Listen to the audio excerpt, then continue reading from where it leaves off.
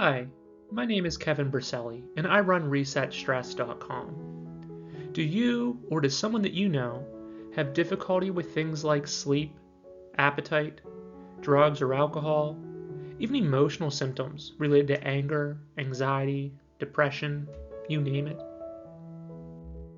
If so, you passed the human test. In fact, I'm sure we all have. And so the American Institute of Stress has looked at the range of impact and found that 48% of people have trouble sleeping because of their stress. 73% of people have stress that affects their mental health. And they even say that 77% of people have stress that affects their physical health. Stress is on a continuum with trauma. Think of it like a sliding scale.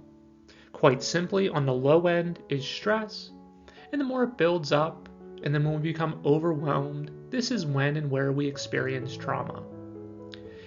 And don't kid yourself, we all experience stress and trauma. People come into this world kicking and screaming. In fact, we even have what we call hard traumas and soft traumas. For example, if someone were in a motor vehicle accident versus if they worked a job they hated for 40 years. So notice where stress originates. There's many sayings that we use, and these are things that describe our emotional experience. Jumping for joy. So excited that I can't sit still. I'm getting a tension headache, or I just want to curl up. And so the more we start to think about our everyday language, the more we start to understand what and where stress is and where it comes from. Stress can be good or bad. There's what's called eustress, written E-U-S-T-R-E-S-S, and distress, D-I-S-T-R-E-S-S. This is for good stress and bad stress. There's also hyper and hypo, too much or too little stress. In fact, the term stress has been around for hundreds of years. Think of words such as stretch, strain, tension, force, pull, pressure, explode. These are all physics terms. And yes, stress itself is a physics term. It wasn't until the 1900s that the word stress started to be used medically in the mental health field. So notice in these everyday language terms how we use the word stress to describe our emotional experiences that are rooted in our body. My heart was pounding. I have the pain in my neck. I feel light as a feather, or I have the weight of the world on my shoulders. In 2014, a psychiatrist wrote a book titled The Body Keeps the Score, and this caused a stir in the mental health community. Dr. Bessel van der Kolk, the author, is a world-leading expert in the field of stress and trauma, and his book has spent more than 140 weeks on the New York Times bestseller list for nonfiction. In fact, 27 of those weeks was in the #1 spot. The reason for this? He spoke the truth that people had already known for a long time. He says very simply on page 26, I'll have a lot to say about how trauma is held in people's bodies. He goes on to say in the book that even though the mind may learn to ignore the messages from the emotional brain, the alarm signals don't stop. The emotional brain keeps working, and stress hormones keep sending signals to the muscles to tense for action or immobilization and collapse. The physical effects on the organs go unabated until they demand notice when they are expressed as illness. Medications, drugs, and alcohol can also temporarily dull or obliterate unbearable sensations and feelings, but the body continues to keep the score. Now, my way of interpreting Dr. van der Kolk's words is to think of playing whack-a-mole. You can ignore or push down a symptom of stress, but it will only pop right back up somewhere else. For example, you can't sleep, you can't eat, you can't focus, you develop a rash, you get a headache, some other type of symptom or illness. It will just continue to pop back up. Now, there's been an astounding discovery when it comes to this link between stress and mental health.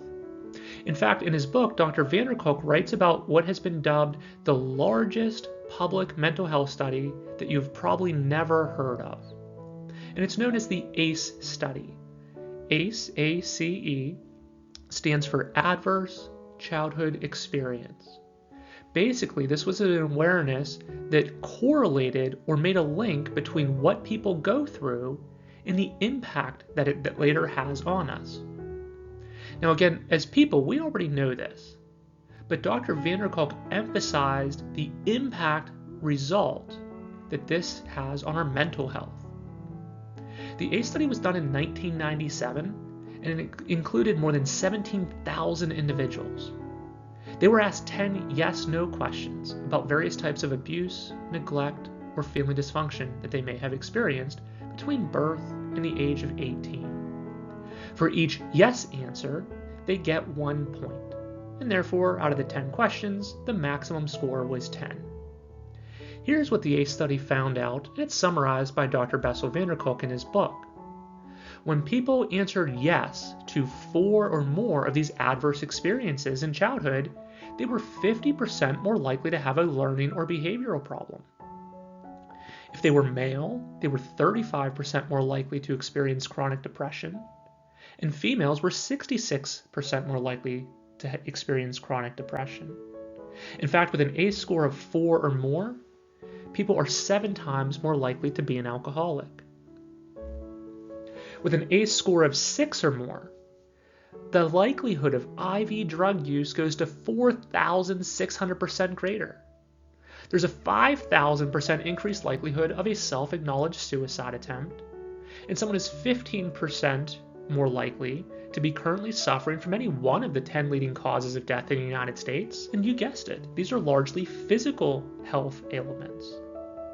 In fact, they even found that someone is twice as likely to suffer from cancer.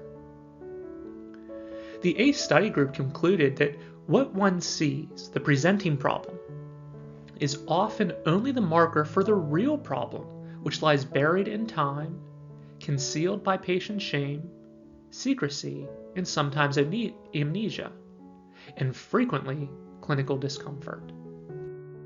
So how is stress held in the body? I want you to imagine if you were to hear a loud noise. First, you would startle or flinch. That's in the body. Second, you get nervous or excited or some other emotion, and that's here in the emotions. And then last, you'd be able to tell someone about why you felt the way you felt or what you did in response to it. And so this connection between body, emotions, and mind, it happens very, very quickly, but always in this order. And this understanding comes from what is called the triune brain. So looking at this picture here, you can use your imagination, and maybe you can even see it as a lollipop. Lollipop stick for the brain stem, lollipop for the limbic system, and lollipop wrapper for the cortex.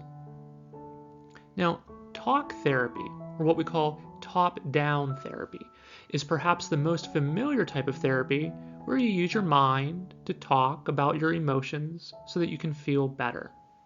And this works for many, many things. Unfortunately, it does not work so well in certain instances. For example, if I'm having a panic attack and you tell me to just calm down, I don't respond with, "Wow, that's genius, thank you. Why didn't I think of that?" Another example I sometimes will use is I'll say, if someone asks me, "Why did you do that? That was so stupid," I might respond with, "I don't know, I was in love," or insert any other emotional word of your choosing, because again, this is not a thinking thing. It's a reactionary response. And so for this reactive response, you can simply think of the nervous system being overactivated and overflowing into the emotions. The emotions then overflow into the mind. Now, this could be from something that was activating in that moment, something that we've been holding on to, and that could even be for years or even decades in some cases. If it hasn't been resolved, it's still there, ready to be activated. This is why sometimes people will say things like, I had a panic attack out of nowhere, or all of a sudden I started crying. But if you ask this person, have you felt anxious or have you felt sad? They'll tell you that they've been feeling that way for a long time. It's being held within the body. Now, lots of people avoid talk therapy, or they'll even drop out of talk therapy. Sometimes this is because they don't know where it, whatever it is coming from.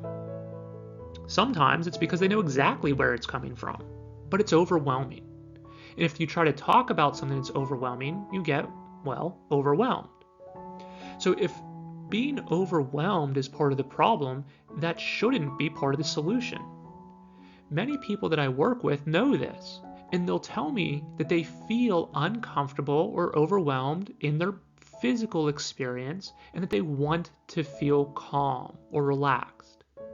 And when you help support them with steps to calm down that physical response of the body, now that can progress all the way through and they can start to feel better in their emotions and more organized in their mind. Because we can go and talk about our emotions to feel better, or because we can work to regulate our body to calm down our emotions and clear our mind, we can work through the triune brain in what's called top-down or bottom-up. When we do this, there is a difference, and it depends on what you're looking for, what's most helpful at the time. But it may be important to know that 80% of this bidirectional, or both ways, of the communication, either top-down or bottom-up, that 80% of it is afferent, meaning going from body up to brain. And that's a really important factor for many people. If you gave someone the option to use a 20% route or an 80% route for something they're looking for, it would make a lot of sense that we choose the 80% route primarily. Now, the triune brain example is pretty straightforward. And let's shift back to what's called the brain disease model for a moment. And to do this, we're going to take a look from Dr. van der Kolk's book again. The brain disease model focuses on illness, and it pathologizes the problems. And Dr. van der Kolk says that the brain disease model will take control over people's fate out of their own hands, and it will put it into the hands of doctors and insurance companies. He gives a few examples as to why this can become problematic. One of which is he says that drugs cannot cure trauma. They can only dampen the expressions of a disturbed physiology. And they do not teach the lasting lessons of self-regulation. They can help to control feelings and behaviors, but always at a price, because they work by blocking the chemical systems that regulate engagement, motivation, pain, and pleasure. He also talks about the fact that after 30 years and millions upon millions of dollars worth of research, we have failed to find a consistent genetic pattern for schizophrenia or for any other psychiatric illness for that matter. The unpleasant truth is that we will not find change externally. We all know that what we go through impacts us. And even if the time has come and gone, if it's unresolved, it's still with us. We're still holding it within. Now, the plus side to this, or the benefit here, is that it is internal. And we don't like giving up control. Unfortunately, we find that we're holding on to things we don't even want. But again, the benefit here is that we can be in control of letting it go ourselves through an internal approach to regulation, as long as we understand what that means or have support or steps for how to do so.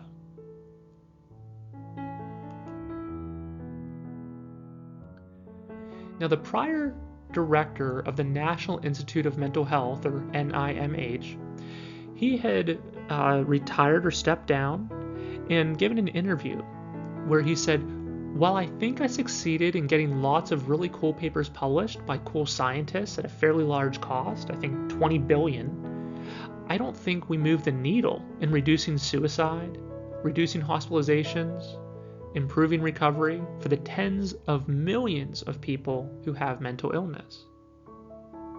In another forum, he goes on to say that the country's mental health crisis is not a research problem, it's an implementation problem.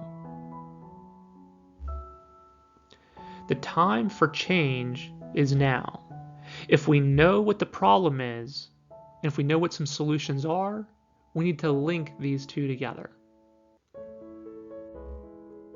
In fact, we're already starting to do this. The National Institute for the Clinical Application of Behavioral Medicine very clearly states, we need strategies so clients can unlearn the nervous system's response to stress and trauma. As we listen to the experts, we know what to do.